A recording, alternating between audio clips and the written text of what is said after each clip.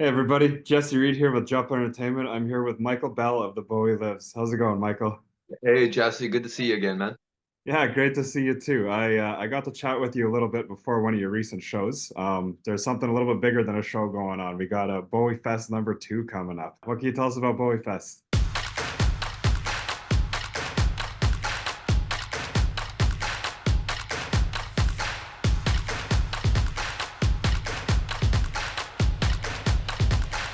Yeah, number two Bowie Fest Canada. Um, we did it in Peterborough last year, and it worked out really well. We finished the show ourselves at Showplace in Peterborough, a big theater. And so this year I'm bringing it down to Toronto. I'm not sure what I want to do with it in the future. I'm thinking about moving it around to different towns and different cities and across the country for that matter, just to give folks a chance to, explore and celebrate in various markets. So this year it's in Toronto in September 26th to the 28th, with some Thursday night. We're at Ground Control, which is the Bowie themed club on Queen West, and we're there doing the opening party and some karaoke and the Bowie Bizar there. So it'll be collectibles, and folks who buy festival passes can come down and grab their laminate and all that kind of stuff.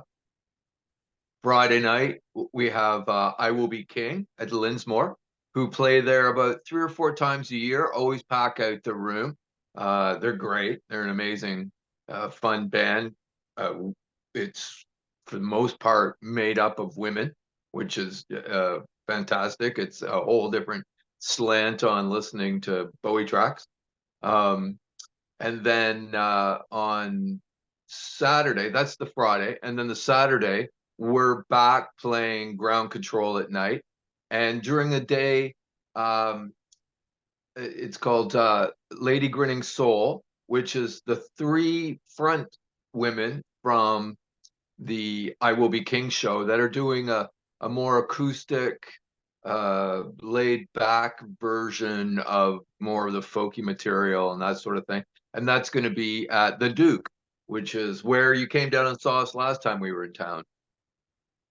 Yeah, yeah, which was an incredible yeah, packed show. It was yeah, I'm still just thinking back to it and remembering all the smiles on everybody's faces as they were singing back all the Bowie tunes. It was yeah, it was a pretty magical night. Yeah, it's in a great room to play, like in terms of it's got so much history, and for me, I mean, it seems like I need one of those at least. Well, I get one a year basically to go into a club and have everybody up close and be able to, get the vibe coming off the floor, as opposed to the theater thing, which is, people sitting in their seats. And not to say that they don't get rambunctious from time to time, but depending on the size of the theater, you may not be able to see past 2 or 3 rows in the front to even see how people are reacting. So that's a nice change to play a club. The Ground Control, again, great spot, bigger room, nice stage, great sound, and Canada's only Bowie themed nightclub, so it seemed appropriate that we play there. Yeah, yeah, this show and festival and Ground Control seemed like a match made in heaven. They're Absolutely, yeah. very yeah, big on the Bowie stuff there. Yeah, how's the conversations with them been? I'm sure they must have been excited to hear from you. How's yeah, how did that how did you get the ball rolling with that? Yeah, I shot them a couple of messages. They reached out actually when they opened the club a year ago, I guess. Well, I guess it'll be a year this October or something like that. So um, they reached out when they first opened to see if we'd be interested in playing. We were kind of outside their budget a little bit, and I think they're so I mean, they're opening a room, so they really didn't need us. I don't think at that point either. There would be so much excitement around the event anyway. So uh, I spoke with the owner at that point a bit and told him who we were and said, I'm sure there's something we can do in the future. And then when I decided to bring the Bowie Fest to Toronto, that was the first place I thought, we should kind of make that home base central. So um, I went down with, I'm gonna say CanCon. I'm not sure if that's right. My drummer Michael Beauclair was playing in a show that was playing down there, and so I went down to help him out and meet Lloyd face to face, and got chatting with him about what I was proposing, and he loved the idea. So we just you know, booked the night and started making plans. Awesome, awesome. Yeah, and that first night there is going to be a bazaar as well as a karaoke night. What's going on with the bazaar? Well, the Bizarre, we've got pop music, which is like an indie record store. I think it's up on Broadview, involved this year. Um, and you know, they're going to bring some of their collectibles. We, of course, travel with our collectibles with Bowie material, records, CDs, cassettes, pins, T-shirts, books, videos, DVDs, you know, all the things that we've picked up over the years. And they're all for offer. You know, they're you can buy them, and you know, it's more it's very much for collectors, for people who are collecting. By we have people at shows all the time. Oh, this is the only, you know, they'll pick up a copy of Scary Monsters or something and say, this is the only LP I don't have in my collection, or you know, we'll have something odd, pins and that sort of thing, and like, oh, these are great, or you know, I mean, we're constantly trying to find all kinds of oddities, you know, stuff that you're not going to find in the stores, to offer onto the table. So that's kind of what that's all about, you know. Plus we're building our sort of our little museum offering. I have both the Mattel dolls on display, and some autograph stuff and some backstage passes, stuff that's not for sale, but you know, people can check it out and go, oh, that's pretty cool, you know. So you know, it's a growing offering all the time, there's no doubt about it. That's awesome. Yeah, Bowie's one of those artists where, yeah, anything to do with him really has become very collectible. What is that feeling like for you yourself when you do find, some new piece to add to your collection? Yeah, it's great. I mean, I'm constantly combing, you know, Facebook Marketplace, or eBay is the other spot for it. I mean, it, you know, once Warner's took over the catalog, they started sticking the logo on everything. So it's not like you can't get a Bowie lunchbox, but it's going to be new, you know, or a Bowie mug or whatever. It's going to be new.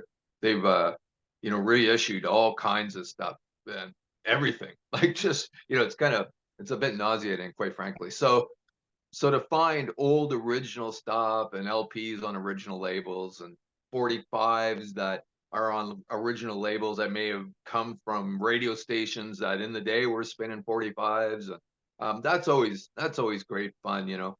Go down to the in Oshawa, they always have a record meet up. Trying to think of the place. It's right off the highway, but every 6 months or so they have record dealers from all over Ontario, I imagine, coming in. And so I'll go down there and look and, you know, find some patches, and um, try to stay away from all the bootleg stuff, you know. Yeah. I'm always trying to stick with the real stuff, you know, the stuff that's allowed to be out there, whether it's, again, you know, Bowie patches, old used stuff, you know, it's in good shape, that kind of idea. Yeah. Yeah, Yeah. and you've on top of the bazaar, you guys are gonna have some karaoke there, which yeah, again, Bowie's just one of those artists where, people who are fans of him, really fans of him. So I'm assuming the words on the screen won't even be used very often for the night. I'm assuming people know him by heart. But yeah, yeah. What do you think it is about Bowie's music that people do just get this into it, that people do want to go out and collect all this kind of stuff and do know all of his songs, word for word? Yeah, well, you know, Bowie fans are an odd bunch, really. Like, when you think about other shows, um, they're fanatics, you know, in the truest sense. That uh, it's you know, I think it really speaks to the individual Bowie. You know, it's not about fitting in. Where, you know, if you see other shows, often it's everybody looks the same because the band always looked the same for their entire career. There was nothing kind of odd about their fashion sense or their hairdos or, and of course with Bowie, it's the music as well. And it covers so many decades that there's all kinds of different age groups. We're starting to see younger people coming to the show who are being brought by their parents. I say this all the time, that we'll meet 18, 19, 20-year-old kids who I call them kids, who are there because their parents turned them on to Bowie. And often they've become as big a fan as they're, for the most part, they're always artistically minded kids, folks that just really appreciate the opportunity to dress up and to be different and to experience all the wide birth of music, like the so much different style that if you're into classic rock, you've got all the Ziggy. If you're into soul, you've got the Young Americans. If you're into you know electro pop, you've got Heroes or Low or Station to Station. Like I mean, it just goes on and on and on. So people, we it was funny when you say the karaoke thing. The first year we did it, and we were talking to the little bar that was going to host the first night of karaoke with the opening party, and I was talking to the owner at a table, and I heard some folks next to me who were kind of overhearing us, and they were, oh, I don't even think I like David Bowie. What David Bowie? Brr, brr, brr, right? Well, all of a sudden, they were there because I think they were regulars, and they were singing the words to every song. And at the end of it, they turned to us and said, I had no idea those were all Bowie songs. And so I think that's, kind of a testament to how the music stood on its own before people even recognized who the artist was creating it. So in that, it attracts all kinds of different folks who may, they, you can see people who are obviously old punkers and new wave or goths or, you know, glamours from the from the 80s with hairdos or, folks who that are, more my age that appreciate all the hunky dory and all the really early folky stuff as well. So again, it's just such a wide swath of material that um, you know, anybody can love it. Absolutely. Yeah, no, you're so right. It hits such a wide range of people. It Um, does.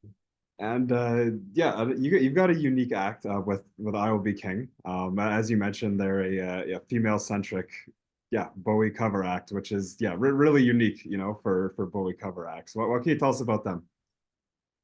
Oh, well, they do all the hits as well. But it's just got a bit of a different flavor. I mean, it's a great band, and Alana Hart is the front, who is also I stole her away on for my show as well. So she's on the back line singing backups and playing guitar and some percussion, and she's got a great voice. And it's just, I was just at the Bowie convention in Paris, in France, not so a couple of months ago. I don't know, 6 weeks ago, I guess it was now. And the opening act there had a woman fronting the show and with a French accent singing Bowie. And you just realize like this material stands on its own. It doesn't have to be like, oh, that sounds just like Bowie. It can be, at that point, it's almost like karaoke, like live karaoke or something that people are getting up. And and again, just a testament to the how solid the material is and how likable the songs are. Absolutely. And yeah, last time we were yeah talking about the Bowie Lives. You had mentioned that with your performance as well. You're not trying to be Bowie. You're trying to do a tribute to the music. Can we talk about that a little bit? Yeah, sure. I mean, I cut my teeth listening to Bowie as a kid, and I sang Bowie all my entire career. So I took on a lot of the vocal inflections of his, uh, you know. So there's a bunch of Bowie in my vocal, and there's times I can really turn it on and give you the, the nasally Ziggy and the fake British accent and all that kind of stuff. And people, in those moments, I see people, oh my goodness, like that's, I swear that was Bowie, that kind of idea, right? But then I go back into my own voice and and again, because I don't want the show to be me centric. I want the show to be a happening where I'm just facilitating a celebration of this guy and allowing people to experience it in their own way, as opposed to just saying, "Oh, let's pretend I'm an impersonator or something of that nature." And I use other vehicles to try to bring the fashions out or the costumes out or the multimedia and that sort of thing.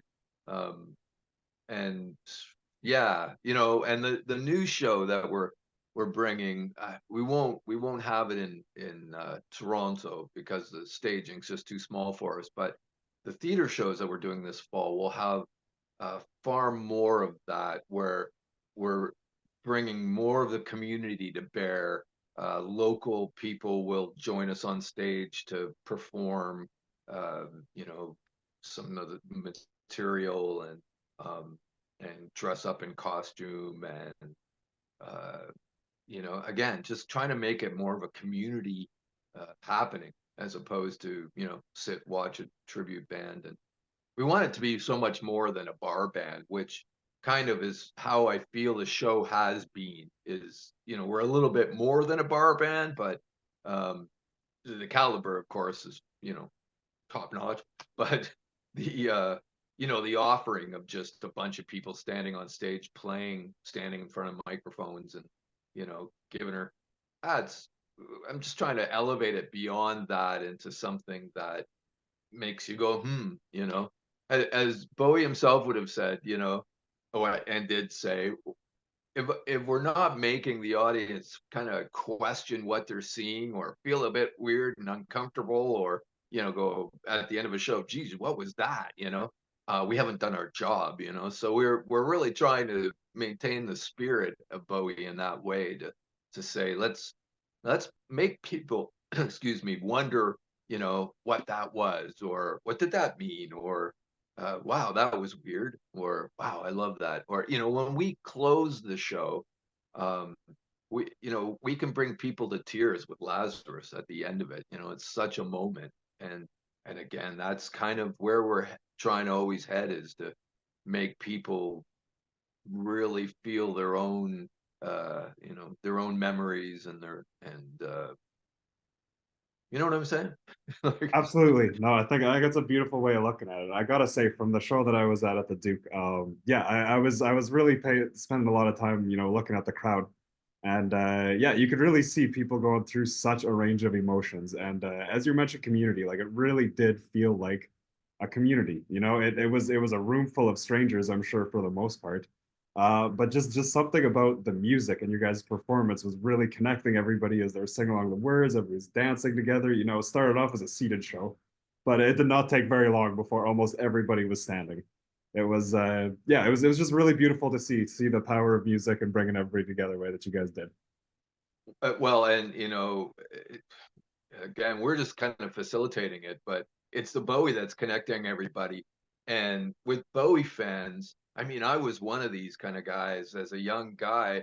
I wanted to experiment with hairdressing, with different hairdos and different outfits and different music and being a weirdo. And I grew up in a very sport oriented town with sport oriented school, and you kind of felt like you were the only one. So when you met another freak, when you met somebody else that walking down the hall in high school with a CBGB's t-shirt on, or a safety pin in their nose, or spiky red hair or something, it was like, oh, we've got something in common. So our shows, I think, we hope that we're just helping bring all those people together to kind of say, hey, you're not alone. Like there's a whole bunch of us out there. Um, but we tend to be a little isolated because we're not I'm speaking in broad generalization, of course, but I don't think we tend to be the folks who, through our youth, went to you know, field parties and, what do you call those? Not trailer parties, but, pickup parties. What do you call those things? Where you drop the tailgate parties, right? Okay, yeah. Like, right? Like, I don't think we were those. It's like an old buddy of mine who was a promoter for decades. Um, and we got talking about the show not so long ago, and he said to me, he goes, "Well, MB, the thing is, like, Bowie was never part of the fabric of my life." And this was a guy who kind of grew up on the Eagles and later the Tragically Hip and like that kind of country alt sort of vibe. Promoted tons of shows. This guy bought all kinds of different entertainment. I convinced him to bring the Ramones to Peterborough for Jesus, and I got to open up for them, which was for me like just oh my god. But but I thought that he put that really succinctly, like that this is the thing, like the vast majority of people in that way, if you went to a field party, they weren't playing Bowie songs, they were playing Eagles and stuff that was acoustic guitar or country alt material or something of that nature. So again, I think like the hardcore Bowie fans are the folks who have spent their lives creating, from the basement maybe, Yeah. Yeah, and that's beautiful. You're giving all these people a space to come together and kind of relive some of those moments and celebrate that. Yeah, Last question I'll me ask you. too. Oh, sorry, go ahead. No, no, go ahead. It was just So agreeing. we've got Bowie Fest coming up here in September. Yep. Aside from that, what's going on with the Bowie Lives for 2024? We've got a bunch of shows in Ontario playing some new markets like we're in London at the Wolf Center. We're up in Barrie at the Georgian Theatre. We're returning to some markets. We're back in Midland at the end of the year. Um, Lindsay, we're at the Academy Theatre there, which was one of the very first shows we ever did 4 years ago. Um, we're in Coburg for the first time at Victoria Hall. Uh, you know, there's a bunch of stuff. It's on our site, at the bowielives.com. You can go there and it's on, there's a page of the dates. Um, but I'm just constantly trying to find us new markets to go into. And as well, every year and a half, 2 years, return to markets that we've been at. We find that folks are traveling, and then I'm totally amazed, quite frankly, at how far people will drive to see the show. When we use Eventbrite as a ticket outlet, they will give you a map of where the tickets are being sold from. And then that was the first prompt. And then I started asking people on Facebook, hey, how far have you driven? And I've found people have driven from like Guelph to Picton. The Toronto show you saw us at, we had like two couples come up from New York. I'm sure they were up for another reason. There's no way they could have come just for that. But, four seats sold out of New York City. People drove down from North Bay for the show. Tons of people from Collingwood, where, we'd play Collingwood for years, every year. We took a break. We haven't been there in probably 2 years come this spring. Um, you know, Niagara Falls. Like it's just, they'll drive 2.5 hours to come see the show. So I think it's my duty to make sure I get into these markets. I mean, as long as the drive is, I think I need to go to London, to so people don't have to, drive all the way to see us. Maybe we've got to bring the show to them. So I'm always looking for new markets to take us into, and especially in southwestern Ontario. We don't get down there enough, so we're kind of concentrating on that market a little bit. And as well as like 2025, we're looking to go east up into Ottawa. We're looking at some Quebec dates, North Bay, uh, Parry Sound. Just again markets that are farther away from us, but so that people don't we figure if there's 6 people that would drive from North Bay to Toronto, there must be, a few hundred that would stay home and just walk down the block to see us. So we're so that's kind of the plan. Yeah. We're currently like booking 2025 fall. Wow. We're almost full. So that's how far out in advance we got to go these days, which, an old guy like me, I hope I still have it in me in 2025. That's amazing. Okay, so lots of spreading Bowie around Ontario and potentially beyond in the very near future. Yeah, well, I'm still digging into the Dublin Bowie Fest there. I've been in touch with, I went 2 years in a row and I've made contact and we've still been in contact. And this is coming up their 10th year. So they alluded they may have a budget for us this year. So I'm hoping to get over there in the winter next year and perform. I don't know if I get to bring the band or whether I'm going to be a guest vocalist with somebody or what's going on, as well as I'm trying to make inroads in this one that's happening in Paris, which has started off very small, just like ours. And theirs was a 1 day event with 2 or 3 bands, and they had their own little Bowie Bizar with all kinds of people. And they had a great thing going on, which gave me some good ideas, where they enlisted kind of like the local, when I say local, like the Parisian art community.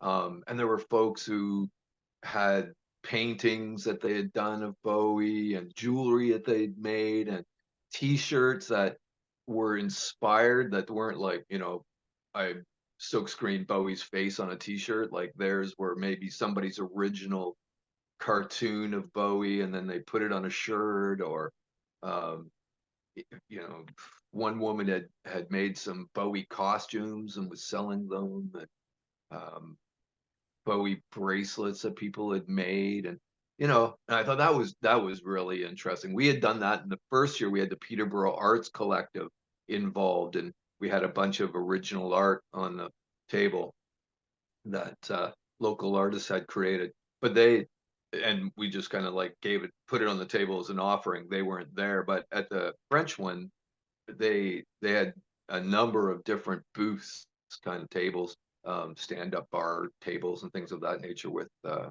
wide swath of offerings. So that was kind of neat. So I'm looking to bring a bit more of that to bear on the show as well. Awesome. Awesome. Okay. Well, I want to say thanks so much, Michael, for your time here. Can't wait for Bowie Fest too. Before we sign out here, you got any last words for anybody watching here? Anybody thinking about coming to the festival? No, tickets are available off the site. We're advertising on Facebook and Instagram and all those kind of places, and information at Ground Control. I'm sure get a hold of those folks if there's any questions. And tickets are limited for the show because the room's not so big. So um, and Festival Pass will get you into all the events. Um, and there's only 100 of those for sale because the Linsmore is small. So we couldn't sell 400 or 500 festival passes because they wouldn't be able to honor them at the gate. So there's only 100 of those available, and you get a cool laminate with it and all that kind of stuff, and of course our commemorative pin. Um, but yeah, just hope to see all the Bowie fans there. Tickets are selling well already, and we're months and months away. So I think it's going to be a big blowout for sure. And we'll Awesome. have some special guests. I'm not going to say who, but well, I've been reaching out to some people to join us on stage on the Saturday night. So so there'll be some surprises. Yeah. Okay. Okay. Well, that's yeah, it's gonna be an exciting weekend there. We'll have links to the tickets and more info all right below here. Once again, thanks so Excellent. much for coming on here, Michael. Thanks again, Jesse. Great to talk to you, and I hope to see you. Well, I'm sure we'll see you at the show. We'll definitely see you there. I can't wait for it. Excellent, excellent. Awesome. Okay. Cheers.